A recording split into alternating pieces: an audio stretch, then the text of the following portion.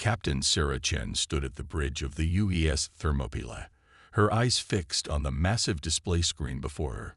The coffee in her cup had gone cold hours ago, forgotten the moment the sensors picked up the strange readings at the edge of the solar system. "Ma'am, the objects are slowing down," Lieutenant Rogers called out from his station. They're bigger than anything we've ever seen." Sarah put down her cup and straightened her uniform. After 15 years in space, she had thought she'd seen everything. She was wrong. "Show me the numbers," she ordered. The screen filled with data. The approaching vessels were massive. The smallest one was the size of Manhattan. There were 30 of them, moving in perfect formation, their hulls gleaming with a purple-silver sheen that no human engineer had ever created. "Send the first contact package," Sarah commanded. Her voice remained steady, though her heart raced. This was the moment humanity had prepared for. They had movies, books, and protocols about first contact. Now it was really happening. The response came faster than anyone expected. The main screen flickered, and a figure appeared. It wasn't human, not even close. The alien had gray-blue skin that seemed to shimmer like oil on water. Its 4 eyes blinked independently of each other, and when it spoke, its words were translated by the ship's eye. "Primitive species," the alien said, its tone dripping with contempt. "I am Supreme Commander Zaxthey. Your world is now under our protection. Surrender your weapons and prepare for integration." Sarah's jaw tightened. "This is Captain Sarah Chen of the United Earth ship Thermopylae. We welcome peaceful contact, but we are not surrendering our world. We suggest." The alien cut her off. "You misunderstand. This is not a negotiation." The screen went dark. Multiple energy spikes. Rogers shouted, "They're charging weapons." Sarah hit the emergency broadcast button. "This is Captain Chen to all Earth Defense Forces. We have hostile first contact. I repeat, hostile first contact. This is not a drill." The next few hours were chaos. The alien ships launched their first attack on the lunar bases, destroying them with weapons that cut through Earth's best defenses like paper through scissors. The Thermopylae and the rest of Earth's space fleet fought back, but their weapons barely scratched the alien ship shields. In her command chair, Sarah coordinated with Earth's defense forces, trying to buy time as civilians rushed to underground shelters. The Thermopylae's crew worked with desperate efficiency, managing to save 3 transport ships full of lunar colonists before the bases were completely destroyed. "Captain," her communications officer called out. "Admiral Walsh is on the line. Priority 1. The Admiral's face appeared on her screen, looking grim but determined. "Captain Chen, get your ship back to Earth immediately. You've done all you can up there." "Sir, we can still." "That's an order, Captain. Project Thunder is being activated. We need every experienced officer we can get." Sarah's eyes widened. Project Thunder was supposed to be years away from completion. It was humanity's most ambitious military project, a battleship that incorporated everything they had learned from studying crashed alien ships over the past 50 years. "Yes, sir," she replied. As she gave the order to retreat, the Thermopylae shuddered under enemy fire. They limped back to Earth, watching helplessly as the alien fleet took up positions around the planet. The Zaxthey didn't immediately attack the planet itself. They seemed content to establish their blockade first, probably assuming Earth would quickly surrender when faced with their overwhelming power. In the secure underground facility beneath the Rocky Mountains, Sarah met with Admiral Walsh and other top military leaders. The Admiral led them to a massive hangar where hundreds of engineers worked on a ship unlike anything Sarah had ever seen. "This," Admiral Walsh said, gesturing to the half-completed vessel, "is humanity's last hope. The UES Thunder. And Captain Chen, given your experience with the enemy, I'm putting you on the project team. We need this ship ready in weeks, not years." Sarah looked at the experimental battleship, its hull gleaming with a mix of human and reverse-engineered alien technology. Above them, The Zaxthi fleet waited, probably thinking they had already won. They had no idea what humans could do when backed into a corner. "When do we start?" Sarah asked. Admiral Walsh checked his watch.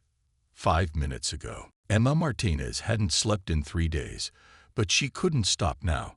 She stood in the middle of the massive underground hangar, surrounded by holographic displays showing the Thunder's internal systems.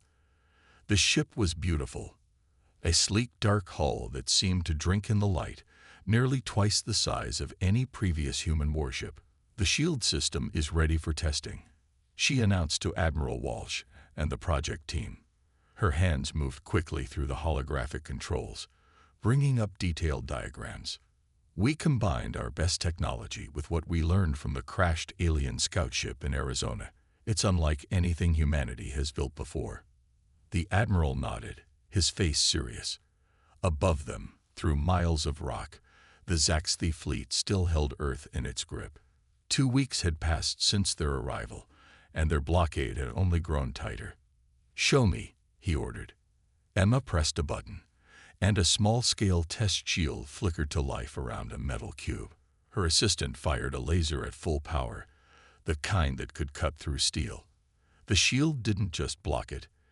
It absorbed the energy and grew stronger. "The more they hit us, the tougher we get," Emma explained, allowing herself a small smile. "They'll need to destroy us in one shot, or they won't destroy us at all."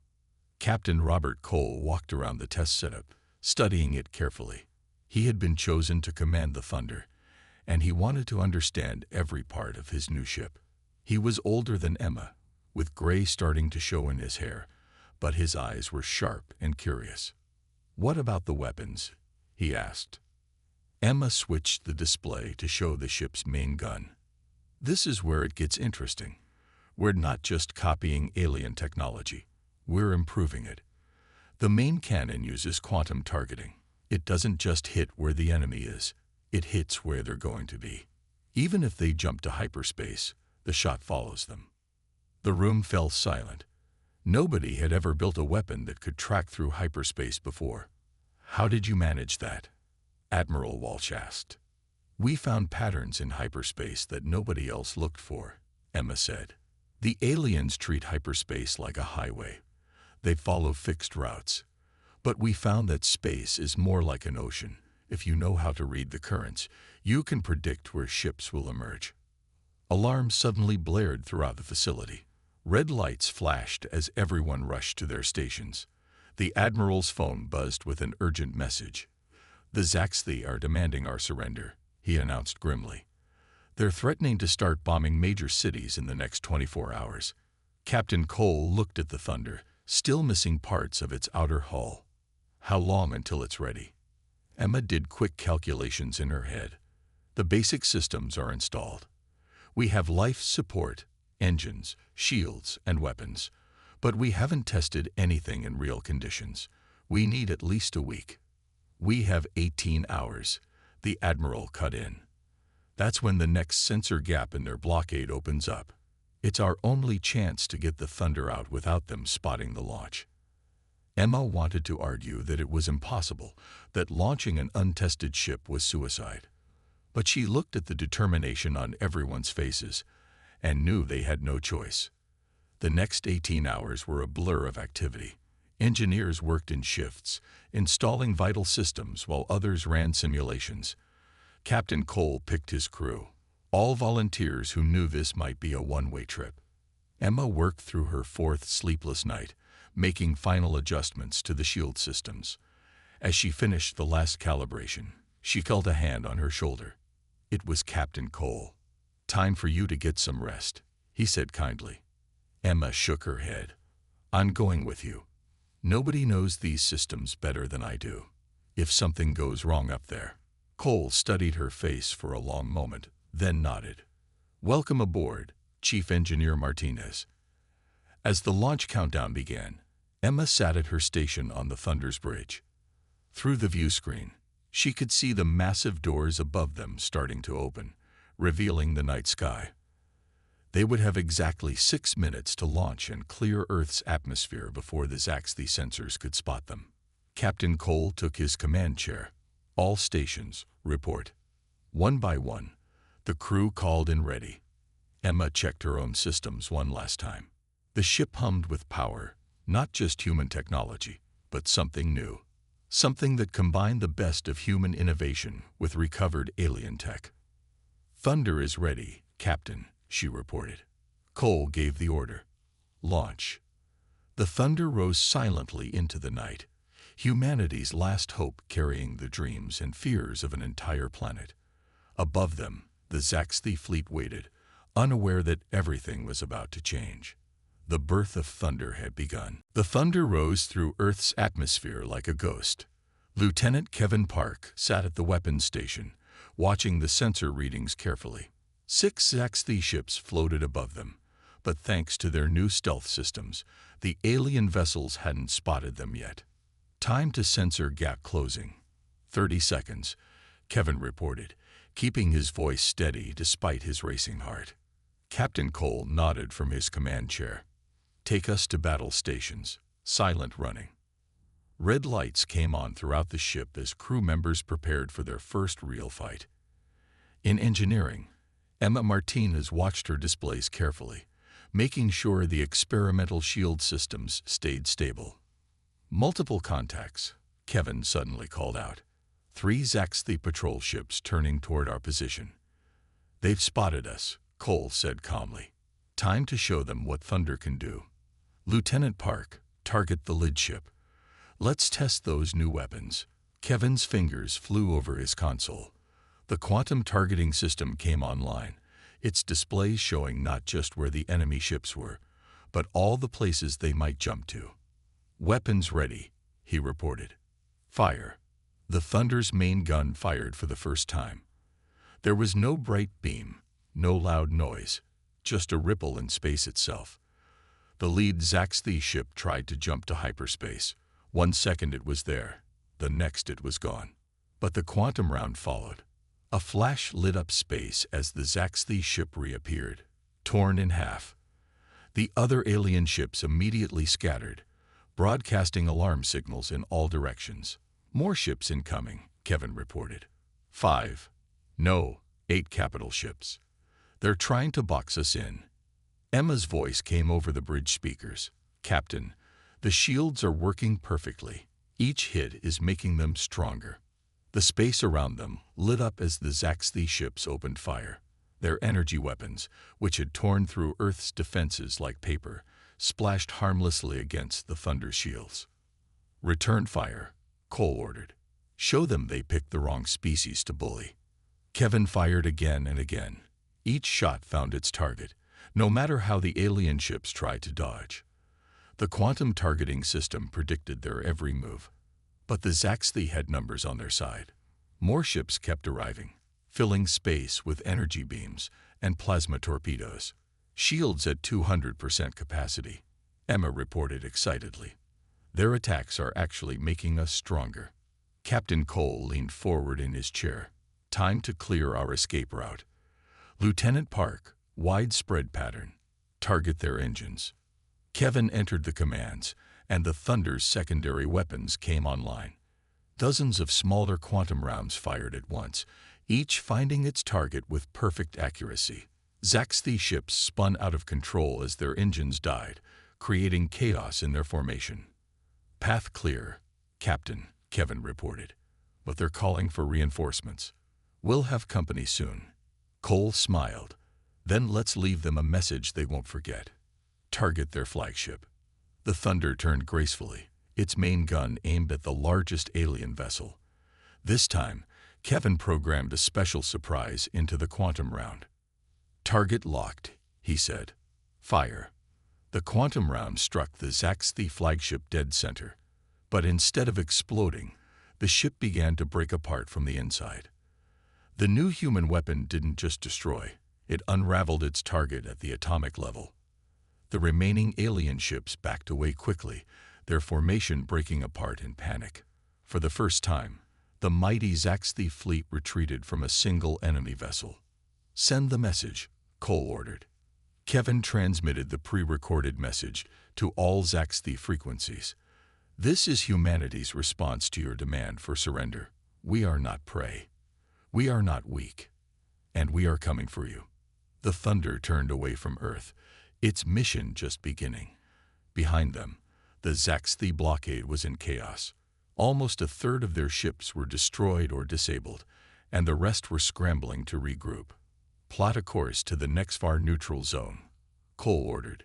It's time to show the rest of the galaxy that humanity has entered the fight. As they prepared to jump to hyperspace, Kevin looked at his targeting display one last time. The quantum rounds had worked better than anyone had hoped. The Zaxthi's most powerful weapons and best tactics had failed against human innovation. Jump complete in 3, 2, 1. The Thunder vanished into hyperspace, leaving behind a broken blockade and a very clear message. Humanity wasn't just fighting back. They were hunting. The galaxy would never be the same. Lucy Chen stared at her navigation screens aboard the Thunder, watching as new hyperspace routes appeared before her eyes. While other ships followed the known paths between stars, she had discovered something amazing. Space had shortcuts that no one else had found. Captain Cole, she called out, I found another hidden route. It cuts right through Zaxthi supply lines. The bridge crew looked at her with renewed hope. In the 3 weeks since they'd broken Earth's blockade, Lucy's discoveries had helped them attack 12 Zaxthi bases. Each time, they appeared where the enemy least expected them. Show me, Cole ordered, walking to her station. Lucy pointed to her screen. See these energy patterns. Other ships avoid them, thinking they're dangerous.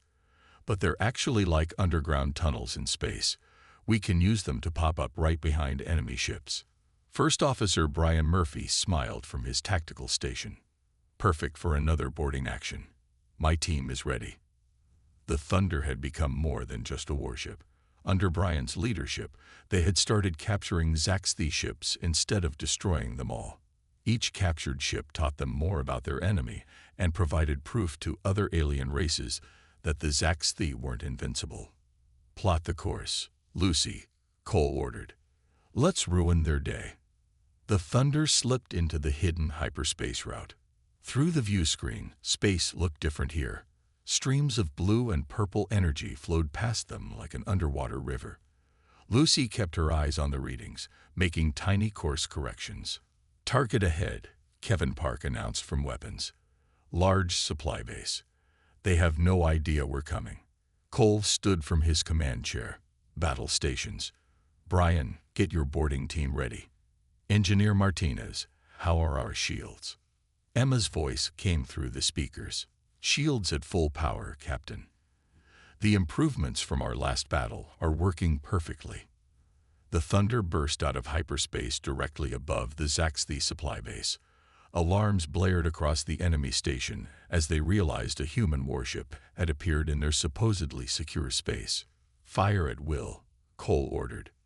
Kevin's quantum weapons struck with perfect accuracy, disabling the base's main weapons before they could even power up. Smaller Zaxthi ships scrambled to defend the base, but they were too late and too slow. Boarding path clear, Kevin reported. Brian Murphy and his team launched from the Thunder in their special pods, another human invention that could cut through Zaxthi shields. They landed on the base's hull like falling stars. We're in, Brian reported over the radio. Their internal defenses are down. Moving to the control room. Lucy watched her screens carefully. Captain, more Zaxthi ships jumping in. 3 minutes until they arrive. Cole nodded calmly. Plenty of time. Kevin, target their arrival points. Emma, prepare for multiple impacts. The space around them lit up as the reinforcements arrived, but Kevin's quantum weapons were already firing, striking the Zaxthi ships the moment they appeared. Their shields, designed to block normal weapons, did nothing against the Thunder's attacks. Control room secured. Brian's voice crackled over the radio. You won't believe what we found, Captain. This isn't just a supply base. It's a command center. We've got their entire battle plans. Cole's eyes widened. Download everything. Lucy, plot us an escape route. Already done, sir, she replied. Found another hidden path. They'll never catch us. Brian and his team returned with dozens of captured Zaxthi computer cores. As they jumped to safety, Emma began studying the stolen data. "Captain," she called up to the bridge, "these plans, they show the Zaxthi are planning to attack 15 other species. Earth wasn't their first target, or their last." Cole walked to the main viewport, watching the strange energies of hyperspace flow past them. "Send messages to all our new allies. The Zaxthi aren't just humanity's enemy. They're a threat to everyone." Lucy looked up from her station. "Where to next, Captain?" Cole smiled. "Plot a course to each of those 15 worlds. It's time to show the galaxy that humanity doesn't just fight for itself. We fight for everyone who needs help." The Thunder flew on through the secret paths of space, no longer just one ship fighting against an empire. They had become something more, a symbol of hope for every species that had lived in fear of the Zaxthi. And they were just getting started. Maria Rice, chief of security aboard the Thunder, knew something was wrong the moment she saw the message. It had appeared in their system without triggering any alarms, something that should have been impossible. "Captain Cole," she called out, "you need to see this." The message was simple. "Meet us at the ruins of Nexvar Station 7. Come alone. We have information about the Zaxthi you need to see." Cole read the message twice. "Lucy, what do we know about Station 7? Lucy Chen checked her navigation data. It was destroyed 3 months ago. The Zaxthi claimed it was an accident. But nothing about the Zaxthi is ever an accident," Maria finished. She pulled up more information on her screen. "The Nexvar are supposed to be neutral in this war. They're one of the most advanced species in the galaxy, but they never fight." Cole thought for a moment. "Plot a course, Lucy, but keep us ready to jump out at the first sign of trouble." The Thunder slipped through another of Lucy's secret hyperspace routes, emerging near a field of floating wreckage. Station 7 had been huge once. Now it was just broken metal and frozen air. "Contact," Kevin Park reported from weapons. "Small ship approaching. No weapons charged." A sleek vessel emerged from behind a large piece of wreckage. It was Nexvar design, all curves and shining metal. As it got closer, Maria's screens lit up with data. "They're transmitting something," she said. Oh my God." The screens filled with images and videos. They showed Zaxthi ships attacking helpless worlds. But these weren't military targets. They were colonies, research stations, and civilian outposts.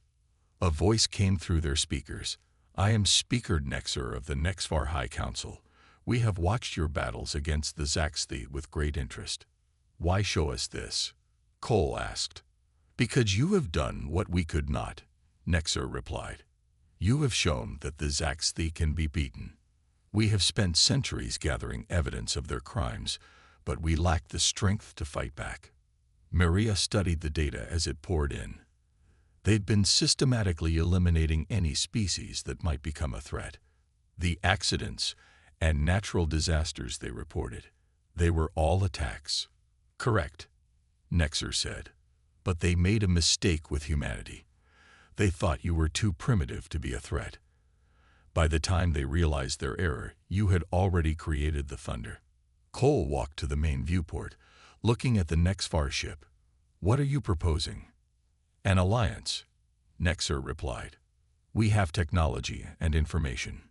You have courage and innovation. Together, we can stop them before they destroy anyone else." Maria's console beeped with new alerts. "Captain, I'm picking up transmissions. Other ships are dropping out of hyperspace. Lots of them. Around the Thunder, space filled with ships of different designs.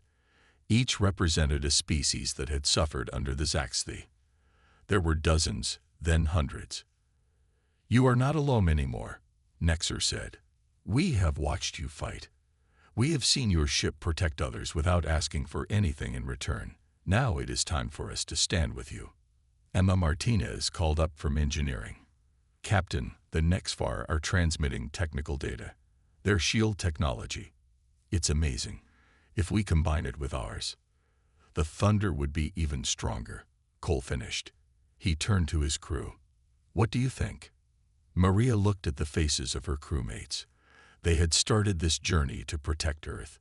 Now they had a chance to protect the whole galaxy. The Zaxthi think strength comes from fear, she said. Let's show them what real strength looks like. Cole nodded and turned back to the communication system. Speaker Nexar, the Thunder accepts your alliance. What's our first target? Their main fleet base, Nexar replied. With our combined knowledge and your ship's capabilities, we can end their reign of terror.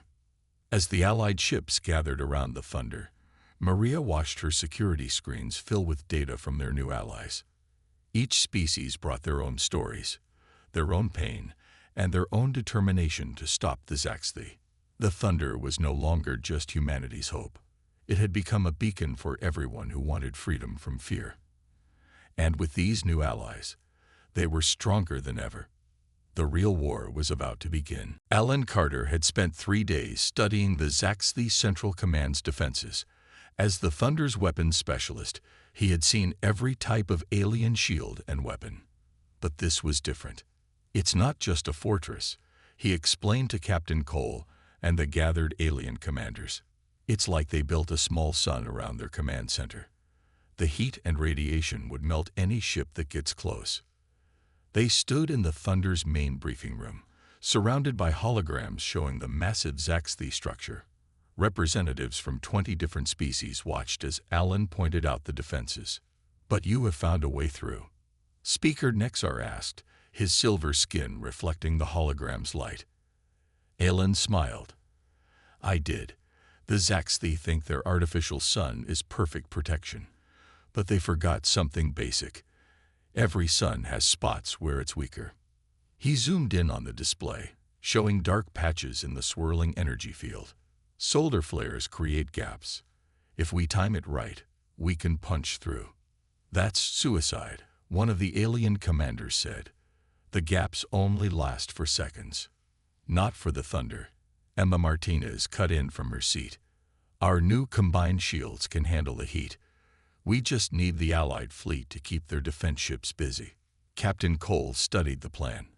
The Thunder would lead a strike team through the gap, while hundreds of Allied ships attacked from different directions.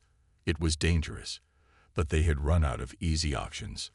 How long until the next solar flare? Cole asked. 6 hours, Lucy Chen reported from her navigation station. I've mapped out the exact path we need to take. Cole looked at the gathered allies. This is volunteer only. We don't know what's waiting for us inside. Not a single ship pulled out. The next 6 hours passed quickly. The Thunder led the Allied fleet through one of Lucy's secret hyperspace routes, bringing them right to the edge of Zaxthi space. When they emerged, the artificial sun filled their view screens, a massive ball of angry red energy protecting the heart of the enemy empire. All ships, battle positions, Cole ordered. The fleet split into groups, each taking their assigned positions. The Thunder hung back, waiting for its moment. Solar flare starting, Lucy announced. Gap opening in 30 seconds. Alan watched his weapons display. They would have exactly 8 seconds to slip through the gap before it closed. Any longer, and even their enhanced shields wouldn't save them. Fleet engaging enemy ships, Maria Rice reported from security. Hundreds of Zaxthi vessels poured out of hidden hangars, meeting the Allied fleet in battle. Gap opening, Lucy called out. Now. The Thunder shot forward at full speed. The ship shuddered as they hit the edge of the artificial sun. Warning alarms blared as the heat rose beyond normal safety levels. Shields holding, Emma reported from engineering, though her voice was tense. 5 seconds to crossing. Alan kept his weapons ready. As soon as they broke through, they would have to deal with the internal defenses. The Zaxthi wouldn't make this easy. We're through, Lucy shouted. The Thunder burst out of the energy field into a massive internal space. In the center floated a structure bigger than any city on Earth, the Zaxthi Central Command. Multiple weapon systems activating, Alan reported. They're throwing everything at us. But Alan had studied their defenses well. Each Zaxthi weapon found its shots absorbed or deflected by the thunder shields, and each time they fired back, Alan's quantum weapons found their marks. Their main shield generator is exposed. He called out. One good shot. Take it, Cole ordered. Alan fired the main gun. The quantum round pierced straight through the Zaxthi defenses, striking the generator. A chain reaction started, spreading through the massive structure. All hands, brace for impact, Cole shouted. The explosion lit up space brighter than the artificial sun outside. When it faded, the Zaxthi command center was crippled, its weapons dead, its shields gone. We're receiving a signal, Maria reported. It's the Zaxthi High Command. They're offering to surrender. The bridge fell silent. After all the battles, all the losses, it seemed almost too simple, but they had done it. They had reached the heart of the enemy and stopped it from beating. The war wasn't over yet, but they had struck a blow that would echo across the galaxy. The thunder had done what no one thought possible. They had broken the unbreakable. The thunder floated above the Zaxthi homeworld, its dark hull reflecting the light of 3 suns. Captain Cole stood on the bridge, looking down at a planet that no non-Zaxthi had ever seen before. Their leaders are ready to meet, Maria Rise reported from her security station. They've powered down all remaining weapons. The past week had been busy. After the destruction of their central command, most Zaxthi forces had surrendered. Some fought on, but without leadership, they were quickly defeated by the Allied fleet. Any signs of tricks? Cole asked. Maria shook her head. They know they've lost. Our scans show their population is afraid. They expected us to do to them what they did to others. Emma Martinez stepped onto the bridge, holding a data tablet. She had spent days studying the Zaxthi records they'd captured. You need to see this, Captain, she said quietly. I found out why they attacked everyone. Their sons are dying. In 100 years, their world will freeze. They weren't just conquering. They were looking for a new home. Cole looked at his crew. They had fought so hard, lost friends, seen horrors. Now they had to decide what justice meant. Lucy, he called out, send a message to the Allied fleet. Then get me a secure channel to the Zaxthi leaders. The main screen lit up, showing the Zaxthi High Council. They looked different now. Not proud and cruel like in their first message to Earth, but tired and defeated. You have won, the head counselor said. We await your judgment. Cole stood straight. This moment would define not just humanity, but all the species who had fought together. We've learned about your dying sons, he said. The Zaxthi leaders flinched, expecting the worst. And we have a proposal. Humanity, along with our allies, will help you save your world.